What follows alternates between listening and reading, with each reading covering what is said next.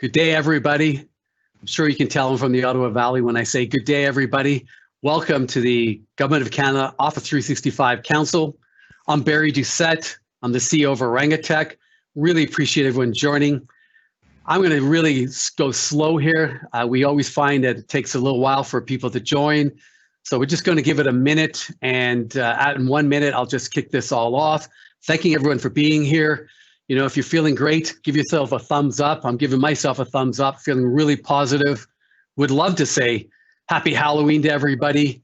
I know it's at different times. I hope that if you have families and young ones that I'm sure you are looking for fun things to do for them on Saturday night, probably the neighborhood, maybe some good friends, but I hope you're enjoying yourselves and you're getting ready for Halloween. What a fabulous day and what a fabulous season we're having, I find, and I'm hoping everybody's enjoying what they're doing. I am taking my time a little bit here just to make sure that everyone who wants to join can join. Everyone knows me here, I believe. One more time, it's Barry Doucette, the CEO of Orangutech, and I'm glad you have an opportunity to join us. Today at the Government of Office 365 Council, we have Phil Keese, the Director of the Joint Defense Cloud Program, Department of National Defense. His presentation is going to be on Defense 365, the anatomy of an emergency project. I know Phil well. I know he's a great presenter. He was telling me earlier that he has presented for 12 times now for Department of National Defense, and he does a great job of it. Phil and I go way back. We were talking that we worked together in a company. It was 29 or 30 years ago, and we reconnected about 10 years ago. So really thank Phil for joining us. Phil, if you could go to the next slide for us, that'd be great. So everybody, thank you for joining us. The Office 365 Council was founded in June 2018. This is our third season. The council is planned and presented by Orangutech.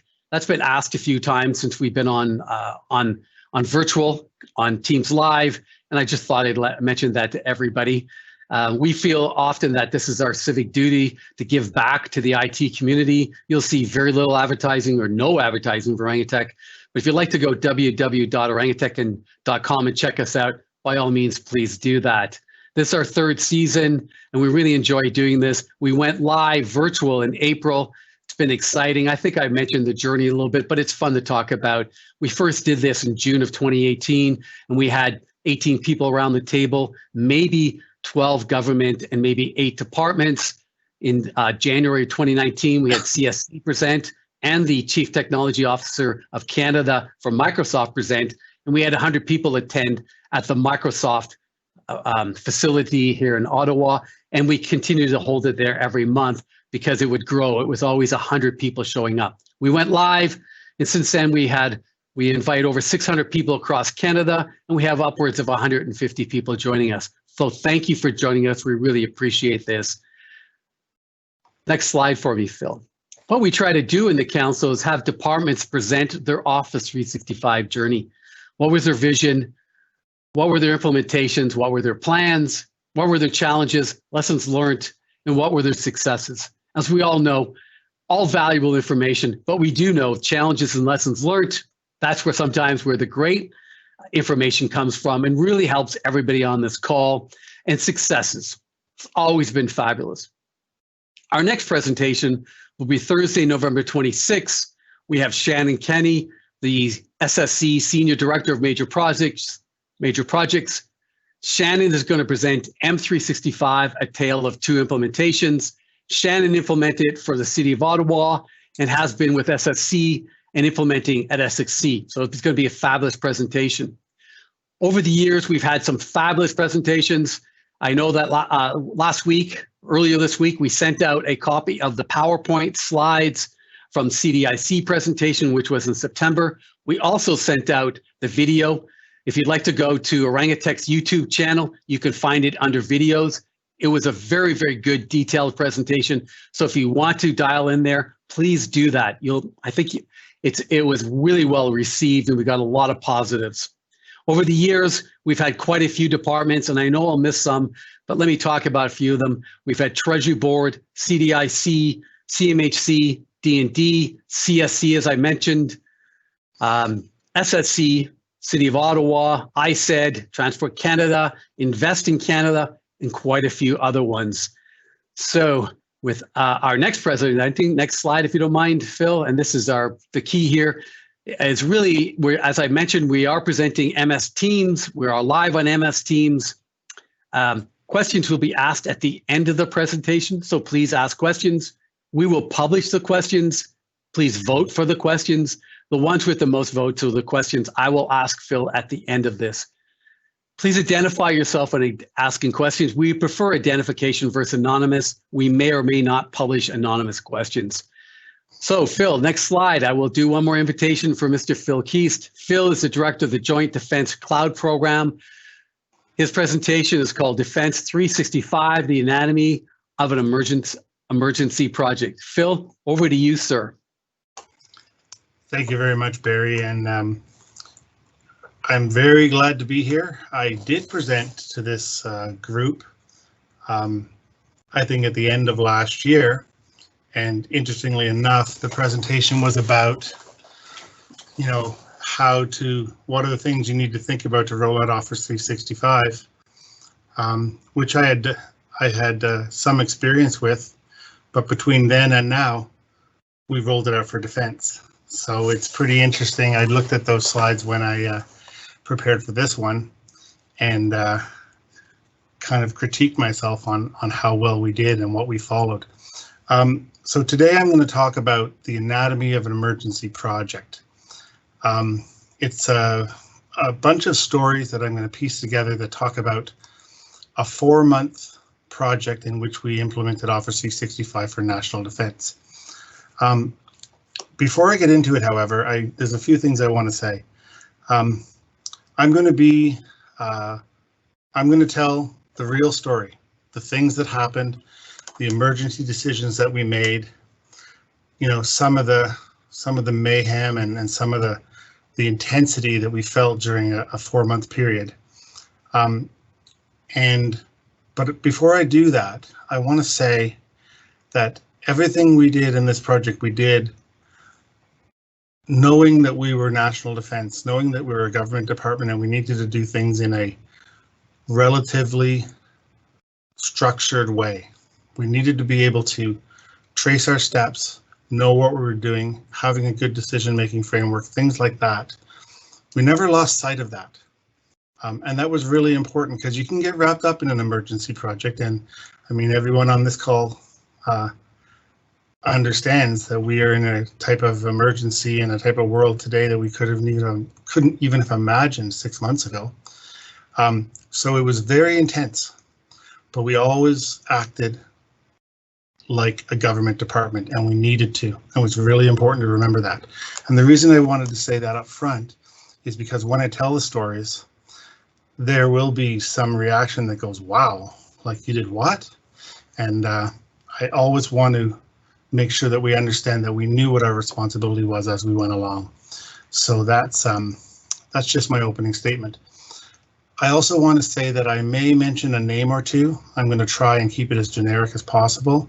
I just don't want to call people out, but if I do, it in no way is diminishing the contribution of everybody who worked on the project. There was just a few key people that I worked with every day whose names might come up, but there was 50 people or more who worked on this project, and it was a great team effort. So I just wanted to kind of put that out there as context too. And without further ado, I'm going to get into it. So this is what we're going to talk about. Friday the 13th, the mission and ground zero, and what does that mean? Doing first things first, setting up for success, running, and then the lessons we learned. And I'm going to spend some time at the end on the lessons because to me, that's the most important thing that's happened in the last few months of working after a pretty long career. We saw and learned so much from what we went through as a group, and what all of you and people all over the world are going through trying to, survive an emergency situation. So I'm going to talk about all of these things. All right, Friday the 13th. So for those of you who are paying attention, That's actually Jason from Halloween, not Friday the 13th. So it's kind of a mixing of horror movies here on my slide, but I like that picture better, so I decided to use it. Friday the 13th was when the project started. Well, it actually started on Monday the 16th of March. So I'm going to just take you through the first week, the week that led up to Friday the 13th.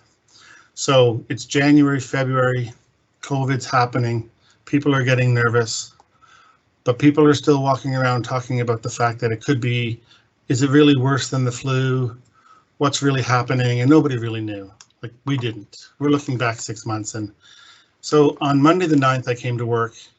I worked on the 9th and the 10th, and there was a lot of discussion, but something was up in the world. People knew that things were going to be shutting down.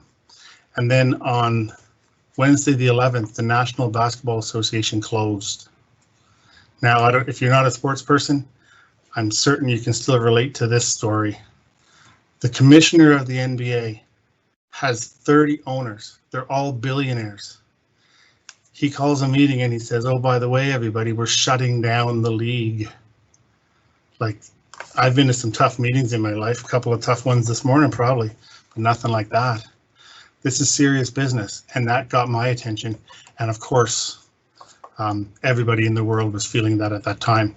On the 12th, well, actually, sorry, on that evening, I was thinking to myself, what are we going to do at Defense? I was in charge of the cloud program, and Office 365 was part of my portfolio. So I didn't sleep very well on a Wednesday night. I made a few slides that said maybe we should roll out Office 365 to all of DND. The next day I presented those slides to my boss.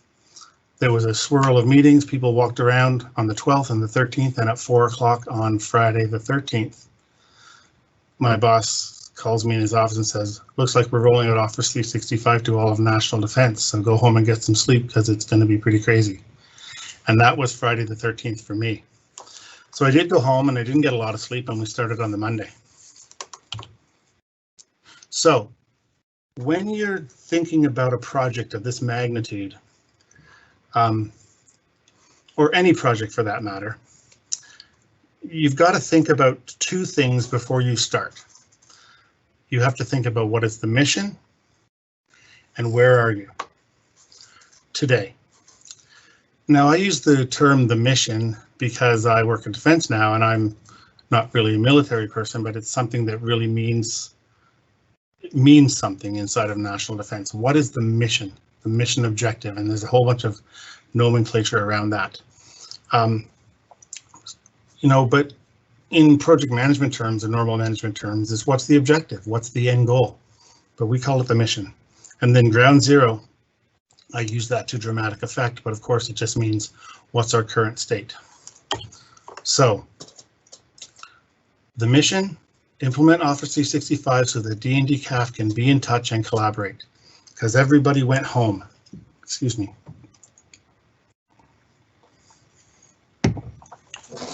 And that was it. Now, we elaborated on that a little bit as the project progressed, but fundamentally it was about allowing people to be in touch so they could exchange emails, so they could have a chat, share a file, whatever it happens to be. The very basic stuff. And quite honestly, we didn't start with much more than this. It was like, let's roll out. So we had to do a current state analysis. Now, for those of you who've been working for a while and have ever been involved in a current state analysis, usually it takes a long time. There's talking to stakeholders, there's checking out what our current IT landscape is. You do some analysis, you have a big spreadsheet, and then you have a current state analysis output that says, well, here's where we are. So we need to go from here to there to run this project. Well, in an emergency, and this truly was, we didn't have time to do that. So we took about a day and we said, what do we have? Well, here's what we had. I ran the Joint Defense Cloud program. Within that, we had a project called Office 365. At that point in time, we had actually implemented the platform. We had done some planning and documentation about how we might roll it out. We had 1,600 accounts created, and about 250 people using the platform in a pilot. Now, here's the thing about Office. As long as people have their working PC, you know, with Outlook on it and the Office suite, you say, oh, we want you to participate in the pilot and give us feedback. They don't. You want them to, but they don't, because they have jobs and stuff. So they're not going to go to the other email system. They do a little bit, but it's not much. So we had 250 users who were kind of giving us some feedback on what we wanted to do. That's what we had. We didn't have anything that looked like a plan to roll out to 140,000 devices.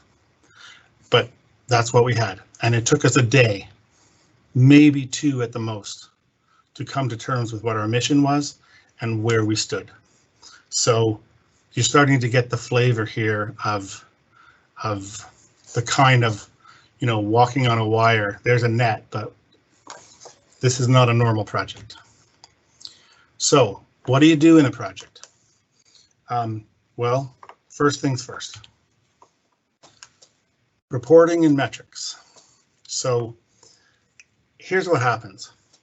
On the Tuesday morning, so on the Monday, we start working. We do some stuff. We talk to some people. We think, how are we going to do this? We talk about the size of the numbers that we want to roll out to, and we're just trying to figure out what to do. And at the end of the Monday, my boss comes to me and says, I need a sit rep at 8 o'clock tomorrow morning. Sit rep, situational report. I had to learn that when I joined Defense. And I said, okay, but we've been at this for like a day, so the sit rep is going to be, we're trying to figure out what to do. And she said, it doesn't matter, I need a sit rep at 8 o'clock tomorrow morning, and also I need one at 5 o'clock tomorrow as well. And I said, they're going to look very similar. And she said, it doesn't matter. This is like the most important project that's happening, and we need daily reports twice a day. So we started doing that. The first ones were light, I can tell you, but then we did something very intelligent. We decided to look at metrics. Rather than reporting and saying, oh, we're doing well, we're 10% on this task, so and so, we had metrics we could publish, and these are very important to any organization. How many accounts have been distributed? Because when you distribute an account on Office 365, that means a person can log in and start using it. So that's a huge milestone. And then the second metric was onboarding. How many people have actually logged in and used the system? So I'm going to talk more about metrics later, but that was a very intelligent thing that we did, was start to put quantifiable numbers against what we were trying to accomplish. And then we could create a bunch of other slides that said we're doing this and we're doing that. And I did create those for a while until I understood that nobody was reading them. There was like one slide that they cared about, which was how many accounts are out there and how many people are on board and using the system. So we put that in place first. It's a little counterintuitive, and for a project manager and people working on a project, it seems like, okay, we're going to report, but wouldn't it be good if we actually did something before we reported? I know that sounds facetious, but it was a true story for a couple of days. Then, oops, sorry. The next thing we had to do was create a change advisory board. So why did we need to do that, and why is that a first things first? Because after a week of, we decided we needed to roll out accounts, so we had some scripting happen. We distributed some accounts to some smaller departments. We automated the provisioning of accounts, and we did a whole bunch of things to actually get people onto the system. And then when people started using the system, they had questions like, how do I use chat? What's the difference between a Teams site and SharePoint? You know, oh, it'd be really nice if we were able to have subdirectories within our channels, questions like that. So people wanted functionality, and we just dealt with it. And as the project manager, those things kind of came into my email, and I would keep a list and I distributed, and it was anarchy for like a week. And I said, we need a change advisory board. So we stood one up, and I would recommend that on any project, emergency or not. You need a cab early so you can prioritize and make sense of what you want to implement. But my favorite story about the cab is how we got the person to lead the cab. And this is truly an emergency project scenario. In order to stand up the change advisory board, I didn't go out to a bunch of stakeholders and decide which level of person should be sitting on the cab. I called 7 people that I knew who were working on the project and said, do you want to be on the cab? And they said, okay. And so we had a cab. We met for a couple of days and I realized right away that I wasn't going to be able to sustain this, but I needed somebody to lead it. It just so happens a person in my office was taking their ITIL certification, Information Technology Information Library, for those who don't know what that is, which is all about process. It's all about change management. It's all about IT process and management. And as it turns out, on that Friday, the 20th, we had like our 3rd cab meeting and Mike was late. He was a half an hour late because he had just written his certification. He shows up to the meeting at 11:30. He's stoked. He's like an ITIL guy now. We finished the meeting at 11:45. I hung up. I called him up. I said, Mike, would you like to lead the cab? And he said, oh yeah, I'm all over it. I'm going to destroy it. And off we went. And that's how things get done on an emergency project. It was just fortuitous, but it turned out to be fabulous. And that cab is still running today, and he does such a great job. So that was fun. And then later, you need a PMO. I'm a project manager by trade. I think you should set up a PMO at the beginning of every project, but we didn't do that. We couldn't. We didn't have enough people, and we didn't have enough structure for the PMO to be able to grab onto. The PMO came later, and I'll talk about exactly when we implemented the PMO.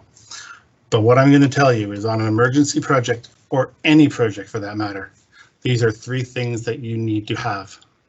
If you don't have these,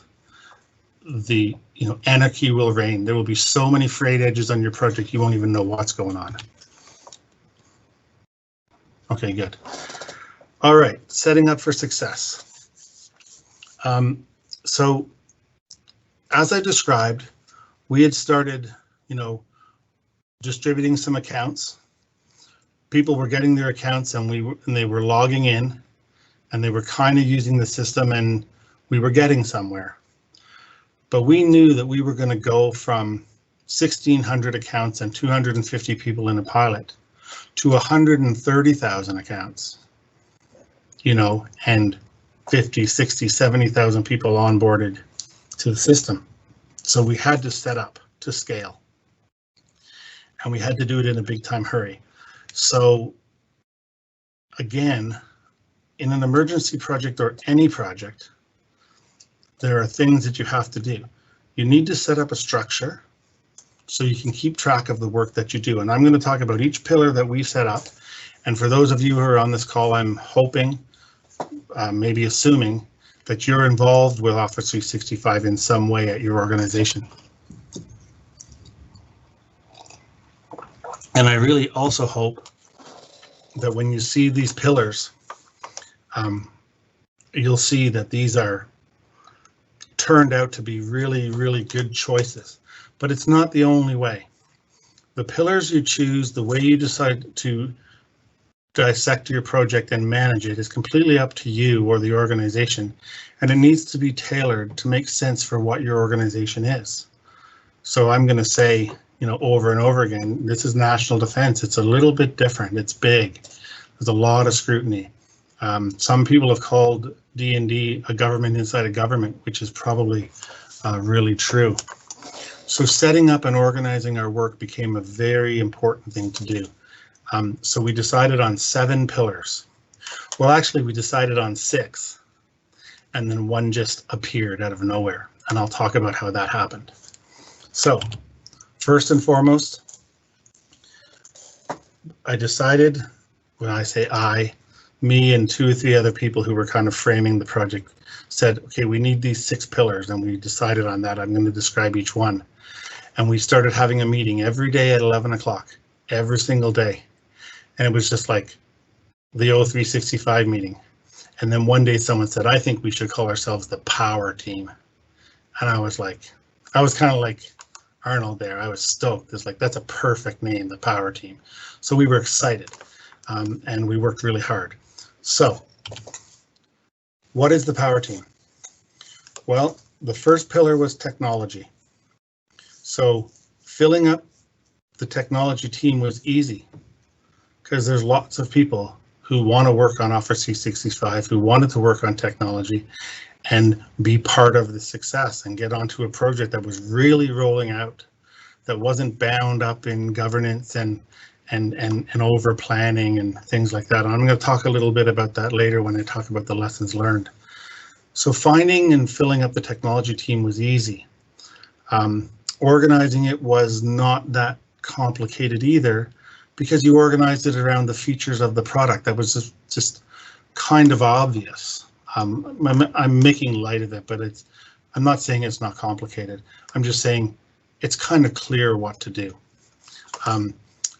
But the key thing on the technology pillar and on every pillar within the project is that you had to have a lead. And I was adamant about that. And I kind of battled with some of the executive and other people, about how almost obsessive I was on saying, we can't have 9 people doing stuff and then telling me what they did, because there's going to be 70 people doing stuff and telling me what they did. We can't do it. We have to have a lead, someone who owns it, someone who looks ahead, someone who tracks issues. So we were adamant about it, and we picked the technology lead, and that turned out to be something that served the project really well. So if there's a lesson learned to be taken from this, is when you set up your project, do not set up a bit of activity over here and it's like 4 people doing stuff without a lead.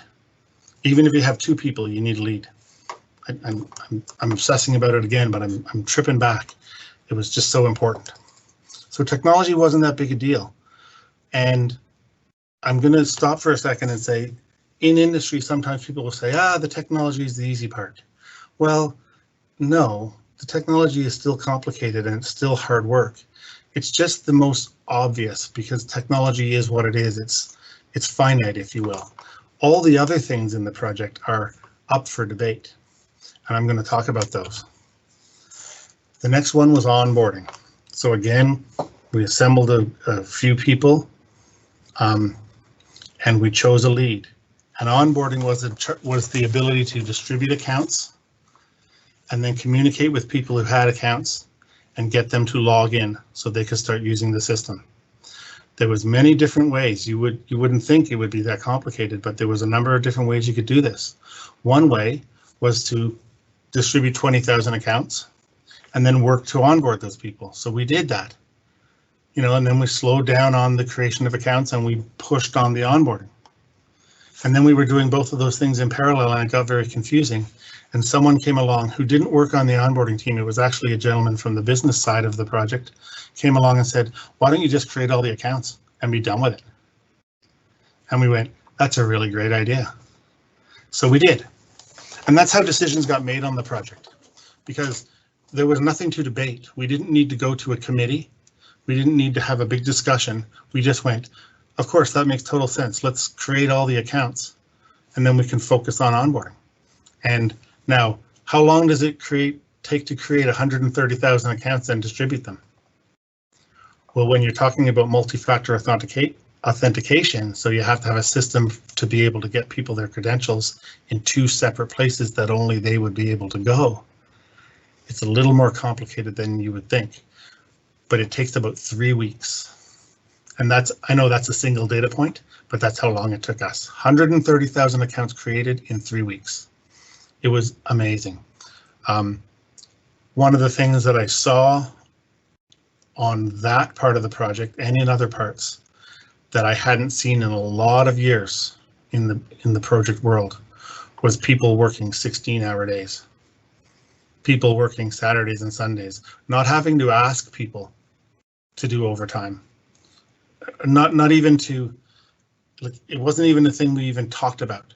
People just worked.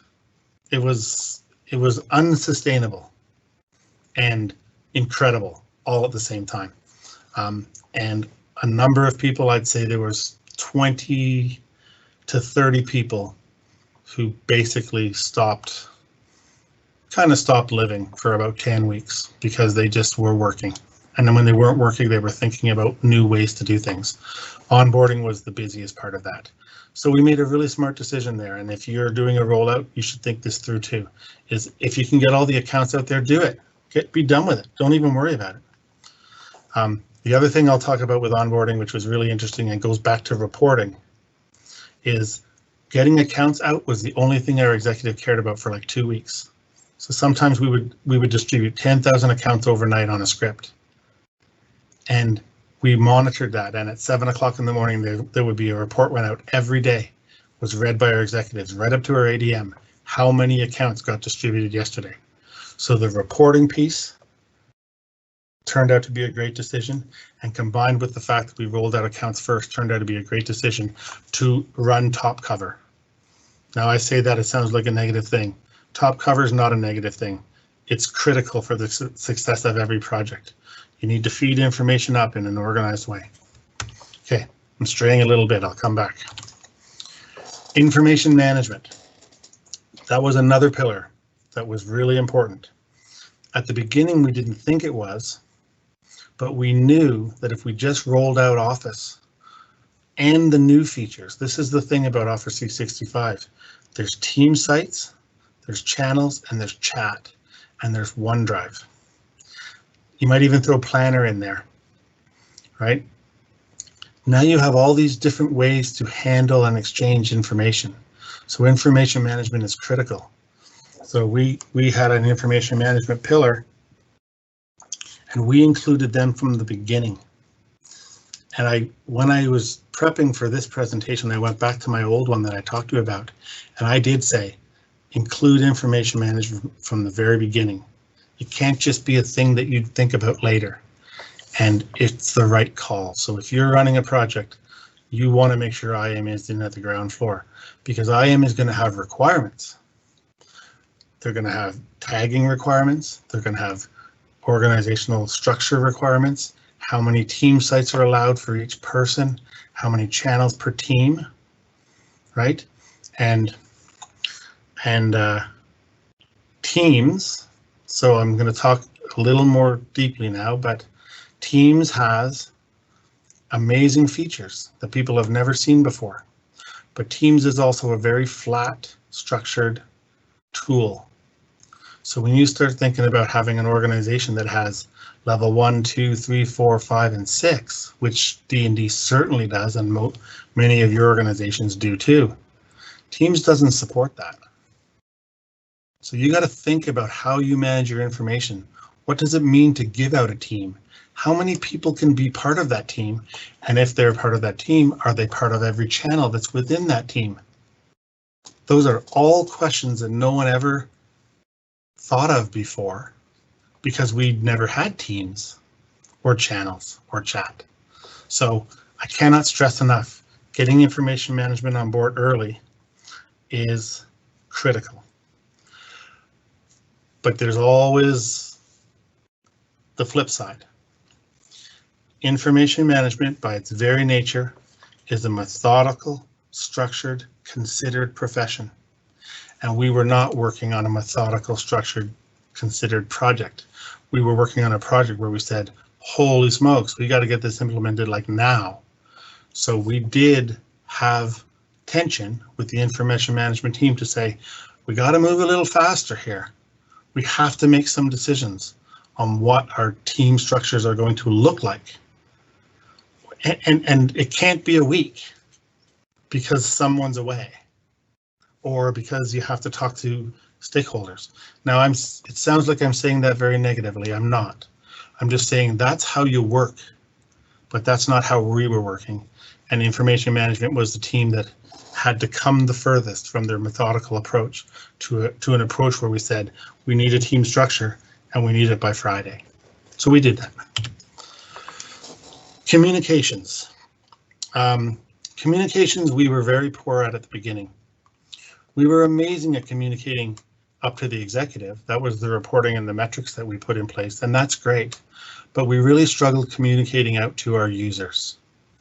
One of the reasons was our only way of communicating was through the use of Microsoft Office, or sorry, through the use of Office 365 which nobody had. So it was a bit of a catch-22 there. We did use the DWAN, which is our corporate network, and we did have a VPN strategy where they bumped up the number of VPN licenses from 12,000 to 48,000. So some people could go to the corporate network and get their information there. So we had to create a public-facing website, which security loves, I'm sure, right? We had to create a public-facing website. We had to use social media to broadcast out to our own employees. Go look here to find out information about what's going on. And then as more and more people started using the system, we used the tools within Office 365 to communicate out to our users. So that was the logistical challenge that we kind of worked our way through, but it's something to think about that affects everybody and every company in the world today, is how do you communicate to your people who aren't connected, right? And so there's no easy answer, but you do have to you have to put a lot of thought into what are the logistics of that communication. And then the second thing is you have to come to terms with what it is you are going to communicate. Just look at the time. Good. You know, what do you need to communicate? One of the things that tends to happen on projects is, especially with your users or people, stakeholders, you tend to want to communicate your successes, you know, and your project progress. And I've done that on many projects that I've run in my life. And I really think there's the limited few people who care about that. I think what people care about is how do I use your product? And so we got really lucky in this area. We brought on a single person from corporate communications who joined the team, and she was very quiet for like a week. And I was like, oh my gosh, how's that going to work? So I talked to her and she said, oh, I'll be able to reach back into my organization and get artifacts and whatnot created. And I said, okay, I believe you. And then as it turns out, we learned more about communicating on a project from her and her organization than I probably learned in 20 years of projects I'd done before. The communications artifacts that we created were focused on the user and their experience with the product. How do I log in on a smartphone? Because we did bring your own device, you know, and how many different devices are there? Well, there's Apple and Android, of course, and then all the different brands, and each one has their own little nuance. So all of a sudden we had a communications team that knew, I guess they had a way of connecting to the user or understanding the user community. They knew the artifacts to create. People want to use their phones with this thing. So that's the first artifacts we created. You know, second was, how does Teams work? You know, what am I allowed to do in chat? All the communications was focused on the user and how to use the product. And I can tell you, I've worked on so many projects and it just seems so obvious, but it's not something that happens on every project. And so one person reaching back into our organization did an amazing job on that. So that really helped us a lot with our user community.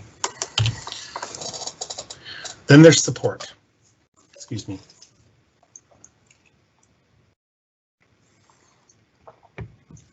So I'm gonna recap here. We had the first week where we just figured everything out. We have to do stuff. We need pillars. We need a cab, and we started setting up the power team. We were setting up the pillars and starting to do a lot of work. We were rolling out accounts, and then someone said, we're going to have to figure out a way to support this.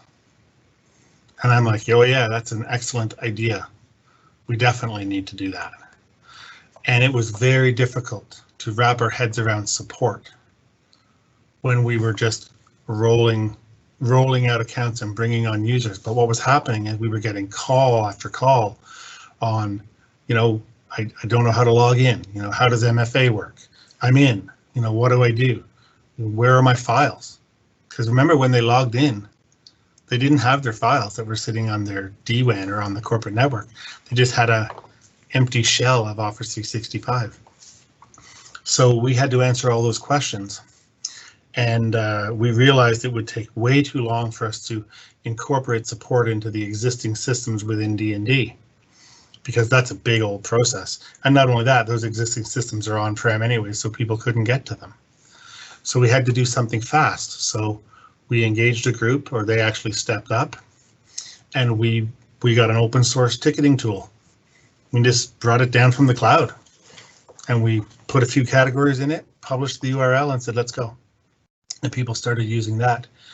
There was a small group of 3 or 4 users, 3 or 4 employees who volunteered to work on the help desk. And basically what they did was they took the tickets that came in, or, you know, even a phone call or whatever it might be. And the question would be, I'm having trouble logging in, you know, and they would walk them through the process of doing multi-factor authentication. People would say, I don't know, you know, questions like, why does my Microsoft Word toolbar look different? Because it does look different. I'm sure most of you know that by now. It does look different. The online tools are different than the desktop tools. I'm not saying that that's good, bad, or indifferent. I'm just saying it's true.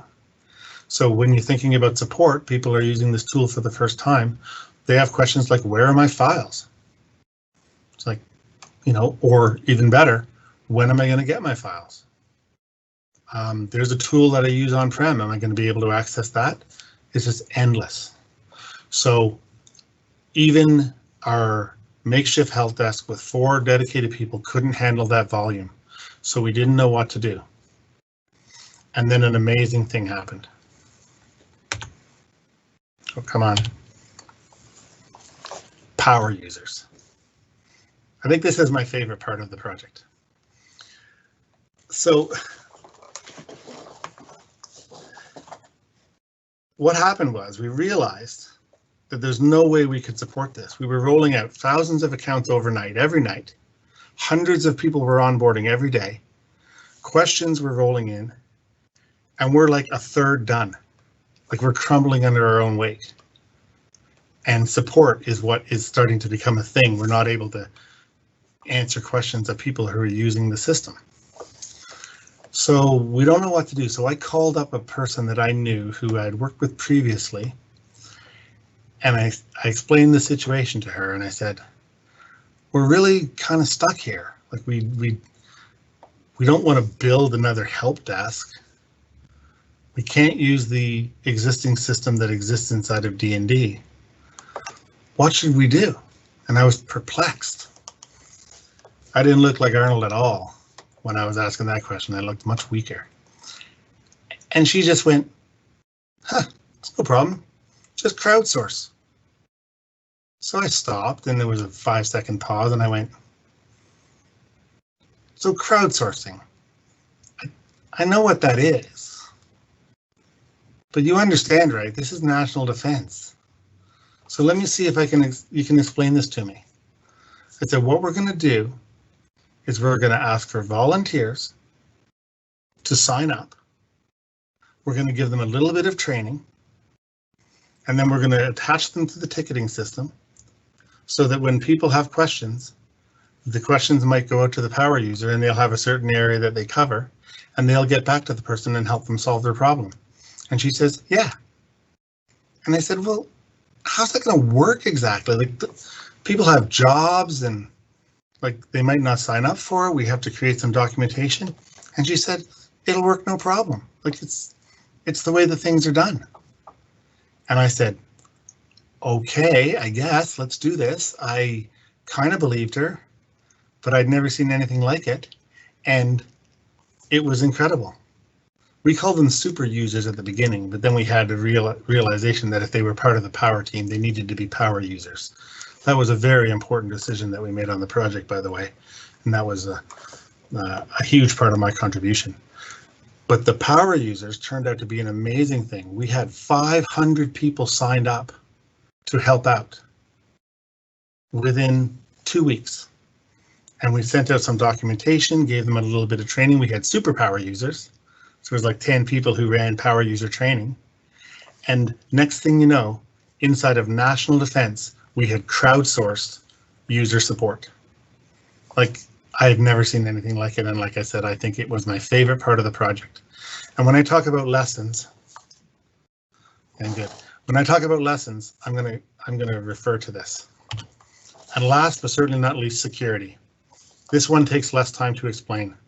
We were so lucky. We had a very progressive director of security who worked on the project, and he understood that we had to do something here. So we needed to be able to take considered risk. And he brought that thinking to the project from the very beginning. And I will implore all of you within your organizations, you need that person. And I'm going to make a bigger statement about next gen IT here. Security has changed. Your security organization needs to be part of the solution and part of enabling solutions. The paradigm of doing stuff and then you go to security and say, is this okay? And then they judge. It doesn't work. It gets done, but it takes forever, and it creates an animosity and a dynamic on your project that is unsustainable and negative. And IT's been done like that for so long, but the world has changed and it has to change in order to be able to do things faster, in order to be able to go down a path, make a mistake and course correct. You have to do security by design. Your security people need to be part of the project, and they need to be in the mud with everybody else and become solutions oriented as opposed to auditors. So I'm getting on my soapbox, but I'm so adamant about that. If you don't do it, you'll be stuck. And fortunately, we had a group that did that, and we included them right from the beginning, and it was very helpful. Okay, running. I'm just keeping an eye on my time here. I'm going to go till about 2:30. So we set up. By the time we were set up, we were already running. But there's two things that I want to talk about when it comes to running. And all I mean by this is the project is happening. The setup is so important. That's why I spent so long there. If you set up properly, running makes sense. If you don't set up properly, there are no lanes. It's just heresy. It's like a kid's soccer game where 15 kids are chasing the ball around and nobody knows what's happening. You have to set your project up right. That's the most important thing. But when you are running, when you are executing, there are only two things that matter. Well, there are two very important things. Other things matter, but these are the ones that matter. You have to have a PMO, and this is when we set it up. We said we have a structure now, we have pillar leads, and now we need a project manager per pillar. And I was adamant about it. I said, we have to do it. And some of the pushback was like, well, what if one person just covered security and comms? And it's like, no, these are huge things. So we put a project manager on each pillar. Now, some of the pillar leads were excited and they're like, all right, a project manager, let's do stuff. And others were like, nah, we kind of got this, because they see project management as reporting. But project management is not reporting. Project management is about having a person who assists the lead in getting stuff done, helping them run, defining what the lanes are, and making sure people stay in it. So this is when we set up the PMO. I'm going to say it was about 3 weeks into the project, because it was becoming unsustainable to be able to know what the heck was going on. That's one thing you have to do when you're executing. The second, and this is going to sound, I'm just going to say it, you've got to talk to people. People have to have conversations with each other about what's going on. And I'm going to describe a scenario to you that I think many of you will be able to relate to. And you may or may not like the way it makes you feel. When I'm working and something comes up, and it's a little thing, how many times, I do this all the time, not anymore, but I sure did over the course of my career. How many times do you look at that little thing and you go to your email and you type an email to someone and you say, oh, here's a little context. I have a question for you. Thanks, Phil. When I do that, what have I really done? Well, here's a harsh truth alert. All I've really done is got that thing off my plate. That's it. I gave it to somebody else. My understanding of how important it is to them, my ability to influence them to do something, I haven't considered that at all. All I've done is gotten this little thing off my plate. That happens on projects all over the place. And I've been guilty of it so many times, and you don't even realize how inefficient it is. The key to running, the key to execution is to talk to people all the time. There's a little thing. You pick up the phone, but we had Teams. So it was great. We just used chat. Hey, Shannon, there's a thing. Can you tell me? And Shannon tells you the answer in 15 seconds. And then you're done and you're this much further ahead. Instead of sending Shannon an email and maybe she gets to it tomorrow because she's busy too. So execution is about two things. It's about being organized with a PMO and about everybody talking to each other. And then one other amazing thing happens, but I'm going to hold that thought because it's part of my lessons. Okay, the lessons. This is my favorite part. We learned 5 things on this project that I think I hope really in my heart of hearts, after 20 years of working in and out of the federal government, I hope these lessons are learned by the people who worked on our project, and I hope these are lessons that you and other people are learning based on the emergency projects and the activity that you have to be involved in. The first one is, we can do this. What does that mean? Well, what it means is we cannot execute an enterprise project like we did for Defense 365. 130,000 accounts, 40,000 people onboarded in 10 weeks. It's unsustainable, and it's not a way to work. But what we did prove is that the delays in projects, the timeframes by which it takes to do things, are self-imposed. We do it to ourselves. Something that should take 2 years, and I have no problem with a 2-year project, but I've got a problem with a 4-year project. Something that is scheduled and takes 4 years can be done in 2 years without breaking your people. You just have to have the mindset to be able to look at the work and say, this is important and this is not. This is just stuff. How many people do we have to check with to be able to do this? We can take risks and make a mistake and then course correct. All those things can happen. They did happen. Now we can't do it like that, but we surely can do projects faster than we do today. We proved it, and I'm sure many of you have been involved in things that have proven that also. Next one, people are amazing and they are everywhere. What happens in an organization is people just become part of the organization and they become pigeonholed and they become that person. A person is a communications officer and they have a job where they do this thing. They write communiques. Do you know how much skill that person has? You have no idea. Like, people came out of nowhere, but we were in such an urgent need for people to do things that everybody just got a chance to say, hey, I'll do that. And they either knew how to do it or they learned how to do it. And the skill level, like, you just couldn't believe it. People who you just kind of thought, wow, I don't know what that person does. And next thing you know, they're doing amazing work on an urgent project. And those people, you are surrounded by them where you work. Maybe you don't think you are, but you are. And I learned that, and it was such a great eye opener. What else? Leadership and freedom.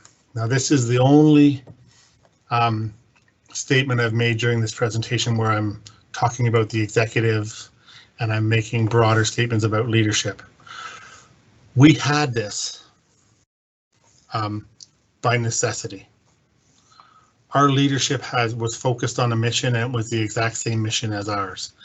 That's a luxury, but it sure helped. So my advice on projects going forward is there needs to be a cadence and a connection to your leadership to make sure that the projects that are being executed are really fulfilling the mission of your organization. And sometimes you lose sight of that through portfolio management and jiggery-pokery that goes on when funding moves around. But when your leadership is connected to the mission of your project, that changes everything. So that's critically important. And I hope that the executives who were involved in this project can take that lesson away. And then freedom. Freedom to do. We had it by necessity, right? That's another thing that an organization can bring. You can build that into your culture. Give people an objective, give them a little bit of rope, and give them some freedom. Let them go. And then if mistakes get made, you course correct, and then you go again. And let people operate. It's the old Steve Jobs thing, right? You don't hire smart people to tell them what to do. You hire smart people and let them tell you what to do. That happened. And it was an amazing thing. And I hope that's a lesson that we all learn and are able to move forward. Oops. Community. This was really interesting because this is a good and bad scenario. The community on the project was amazing because we all were doing one thing and it was kind of crazy. So, you know, when you go through the muck with somebody, you feel really good. But I left the project and someone else runs it now. And I'm not that connected to it anymore. And any sense of community that I had with the people on the project kind of went away. And the reason is you can't see them. This is the world that we live in. So it's one of the biggest challenges that we have in today's world is building that sense of community is so hard. And so it's a lesson that I saw that said, oh my gosh, this community is so important to keep people engaged in their work and their environment. And we created it based on an emergency project, but it didn't last. And we live in a world now where the work community is a very, very difficult thing to build. So what I hope the lesson, this is more of a existential kind of lesson, but I really hope that, you know, as offices open back up again, that organizations understand that true community building is something that people need. Like you need it to survive like air, and we don't have it right now, and it's wearing on everybody. But I'm getting a little bit wound up here, so it's just an important thing that I noticed was lacking. And then the last one is just a recap of the first four. Can we grow from this? So this happened, and it was amazing, and you can see how excited I am and how proud I am of being involved in such a great project. But can we grow from this? Are we going to learn these lessons or not? You know, I feel a little bit when I look around the projects that are happening in my world right now. I think I'm seeing some old school thinking kind of creep back into, oh, I can't do that because it's not my AOR, and we need to make sure we validate this, and some of the things that we accepted as truth that went away and we didn't miss, I see them creeping back into the workplace. So my big question is, can we grow from this as an organization, as a government? Can we say, yeah, we did it, and let's take the great things that happened from that adventure, and believe me, the adventure is far from over. We're still in the middle of it. This is just one project that happened. Can we get better? Can we get better as an organization and as people? You know, and I wonder about that. I really hope we can, and I hope that people recognize that they're part of that change. You are, I am, everybody who works is part of that change to say, look at all the things we learned from this situation. Now we need to make our projects and our organization better. So I didn't realize how wound up I was going to get on that slide, but I feel very strongly about all those things. So thank you very much. I hope that you enjoyed that, and I'm really looking forward to any questions you may have. Thank you, Phil. I really appreciate what you've presented, and I think we fully understand some of the challenges. So, and just so everybody, we've got two questions here, and Maureen from Justice, just so everyone knows, I voted for both questions as well. And I really like this first one. So let me read it to you, Phil. You indicated that IAM was supporting this initiative. Is your M365 now your corporate repository for the management of information of business value? If so, can you elaborate on some of the requirements you needed to meet the requirement of an EDRMS in GC docs, or in the Government of Canada, sorry? So the answer to that question is no. Our Office 365 Teams OneDrive environment is not our system of record. That is still, I don't know what they call it at DND, GC docs or EDRM. I don't know the acronym, but that is still our system of record within national defense. So it causes issues because we have to have people who are storing records that are, what's the word I'm looking for? That are storing records. Excuse me, I've been talking for a long time. They have to have connectivity to the DWAN or a corporate network to be able to store those records in the approved repository, and it does cause some issues. There's no question. On the Office 365 roadmap is integration of Teams, which is based on SharePoint, and SharePoint with GC docs. That's on the M365 roadmap. Also, go ahead. I can step in as well. And I wanted to post this question earlier and didn't want to interfere what you were saying, Phil, but I thought during the presentation, we are presently working with a department in which we will do an EDRMS in Microsoft 365. If you have no paper, it's obviously digital. So yeah, as we all know, the EDRMS standards are being looked at. The EDRMS standards are based on also having a paper trail. If we're in digital, this can be done in M365. We are doing this. We're helping an organization do this, a department within the federal government. And we'd love to present that in December if the council's interested. At the same time, we've also worked with organizations to do SharePoint to GC docs, and we have all types of solutions around that. We believe we can do this up to Protected B, EDRMS in M365 as long as it's not a paper trail, which makes sense because it's a digital platform. But Right. That's a discussion that we're working on, and we have consulted with Treasury Board in the past, PSBC, SSC, so it's something that we'd want to talk with them more about as well. So keeping it general, but with something that we could talk about. I'm going to post a question. If you're interested in that, we would probably present that in the third week of December.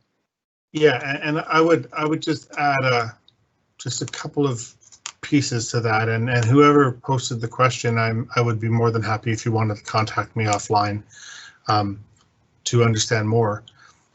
But there's a decision-making piece in there that is hotly debated, and I think it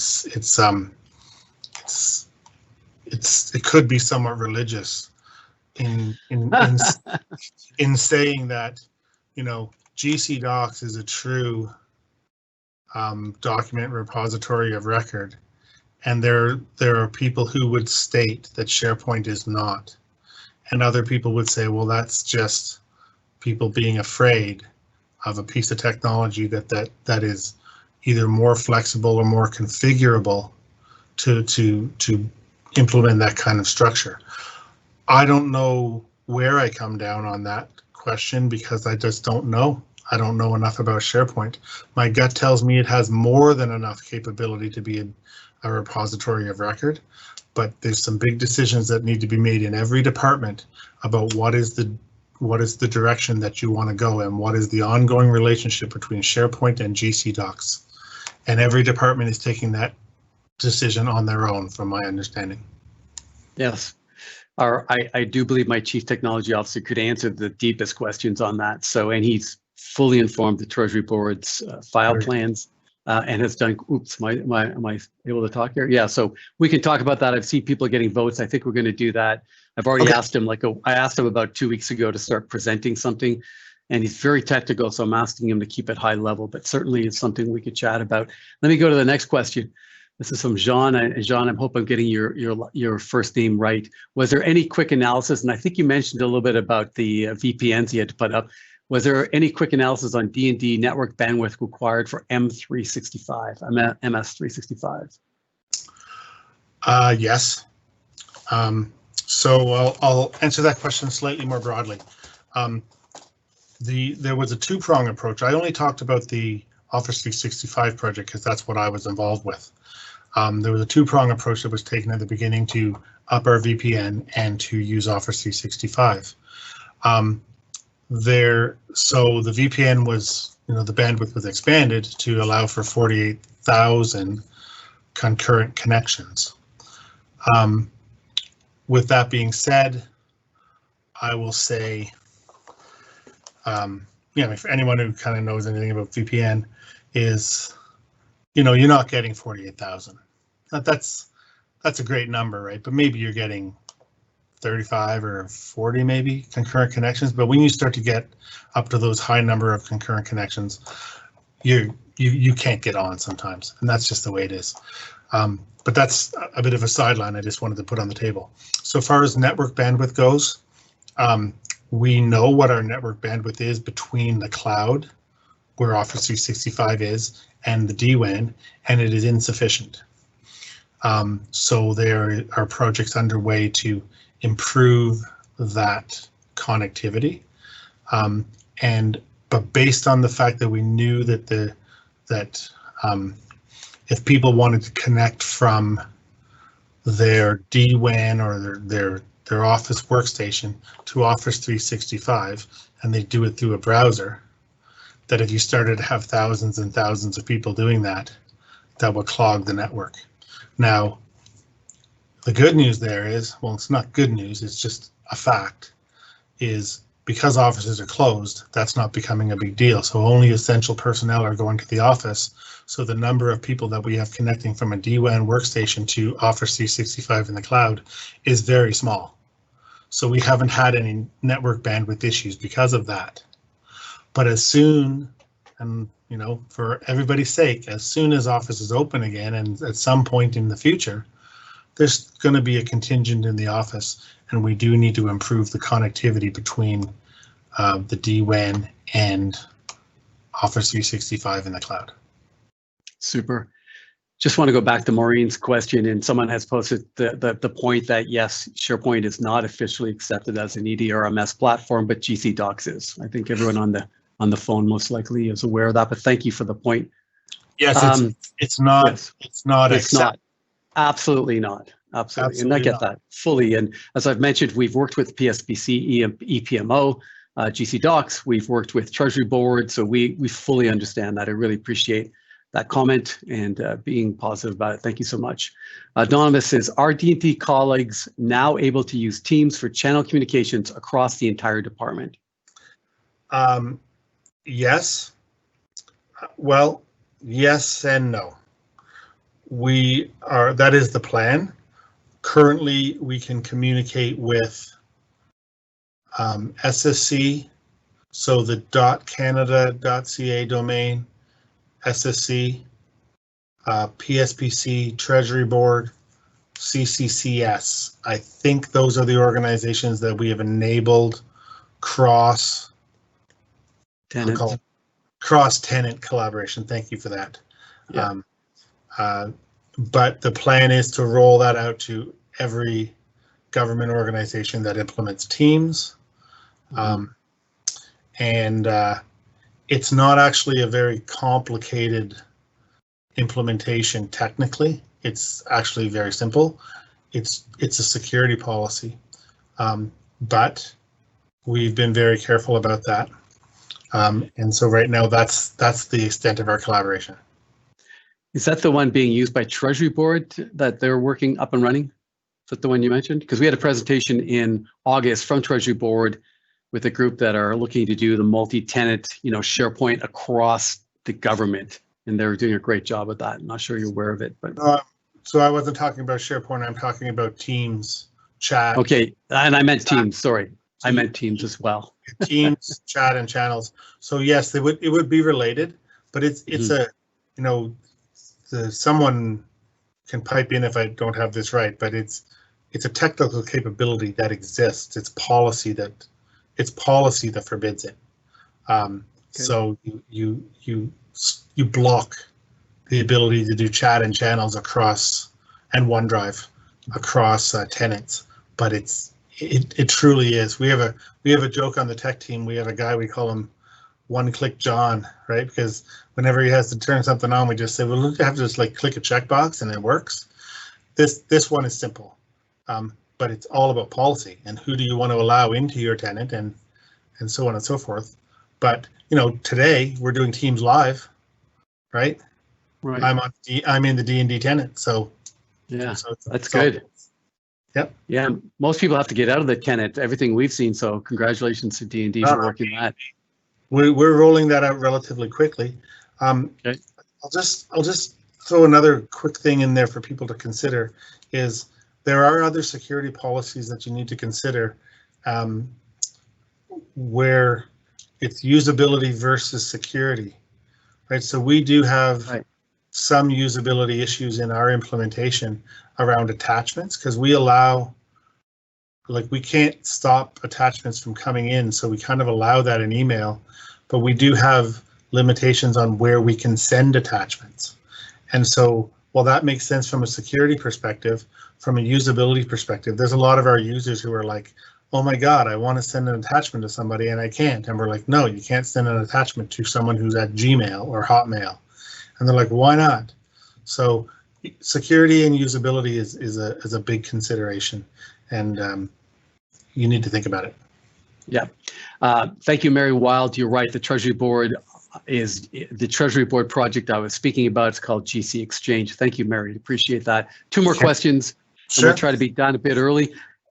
Are D&D colleagues able to create channels with non-D&D federal public service and external participants? Probably a bit of the same answer. Bill? I don't know. Okay. I'm going to say that. No, I can't even pontificate. I just don't know the answer to that. Okay. So, but if you want to flip that to me, I'll find out the answer. Okay. What are the long-term plans for collaboration engagement with your power super users? And actually, I was interested around the whole concept of, well, answer that question and I'll come back to what I was thinking. But what are your long-term plans with the power users? Well, the long-term plan is that we would have a power user community that mimics the organization. Now, we tried to do that, but we were in too much of a rush. So pretty much anybody who said, hey, I'll be a power user, we let them. And that backfired on us just a little bit because some people started to go, well, if I become a power user, I'll have more rights. So I'll just become a power user and not answer any tickets. And we had a bunch of those people, so we had to shut them down. But our long-term plan is we would like to have power users mimic the organization. So for instance, if you have an organization that's 6 layers deep and there's a group, you know, of, I don't know, 100 people, you know, none of those people work in IT. But wouldn't it be awesome if there was one enterprising person who worked in that organization who would become a power user? So you actually would end up, you know, old school when you had the IT guy who was kind of wandering through the hall and he's like, hey man, can you help me fix my screen? Like, wouldn't it be great if you had that person in your office or, you know, in the virtual world, you had that person and you knew them by their first name? That's kind of our long-term vision for that is you centralize the dissemination of information and the dissemination of information and the structure by which you distribute it.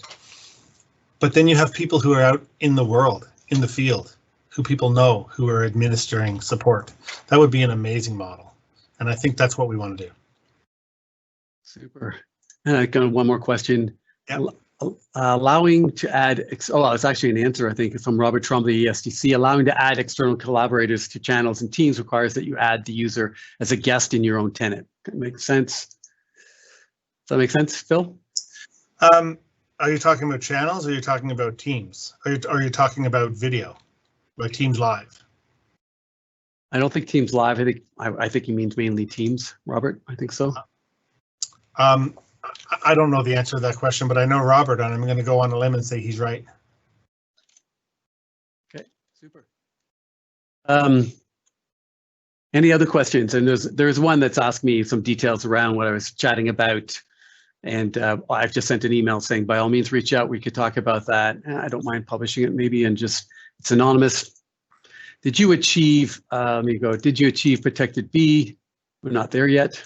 Nope. Did you aim to achieve the basic, or sorry, are you asking this question of, I guess I'm wondering whether that's to you, Phil, or that's to us on what I was talking about at EDRMS. But we can definitely have, if you want to have discussion, I can tell you that the client has gone to E5, and there's other little pieces around that. But if anyone wants to have a deeper detailed dive on this, we can do that. And we will do that in our discussion in December. Yes, and protected B is a very important discussion, and I'll tell you something. Fully agree. Something, a couple of fundamental things about this that people need to understand. The current stance at DND, and it may be from Treasury Board as well, I'm not completely sure, is that if you have an organization that allows you to do business on personal devices, you will only ever be able to achieve protected A. Protected B will never be achieved as long as personal devices are connecting directly to your network. That has to be government furnished equipment. That is the current stance within DND, and I believe the current stance across the government of Canada. Now, whether we believe that security stance will ever change or not, that's another matter completely. But as of right now, when you talk about protected B in the office space, the current government of Canada stance is it'll never happen as long as you're allowing personal devices to connect directly to the network. It'll always be GFE. Just a very important thing to know, and we're living that at DND because we had to roll out the personal devices because there's 140,000 people and there's not 140,000 laptops. So we had to do BYOD, and by extension, we have accepted the fact that Office 365 will only ever achieve protected A on personal devices, and it will achieve protected B with GFE. So that's that. Super. Thank you very much, Phil. And I want to thank everyone. Great questions. Our next presentation, as I mentioned, is going to be Thursday, November 26th. We'll be firing out invitations the next couple of days. Thanking everyone. Philip Keast, you've always come and delivered. You're a great presenter, great storyteller, and it's always appreciated. So thank you so much. I really appreciate your time. I really appreciate all the effort you've put into this for us on behalf of the Government of Canada Office 365 Council. Thanking everybody. I'm Barry Doucette, CEO of Orangutech. Wishing everybody a very happy Halloween. Philip, thank you again. Take care, everyone. Thanks a lot. Take care. All right. Bye.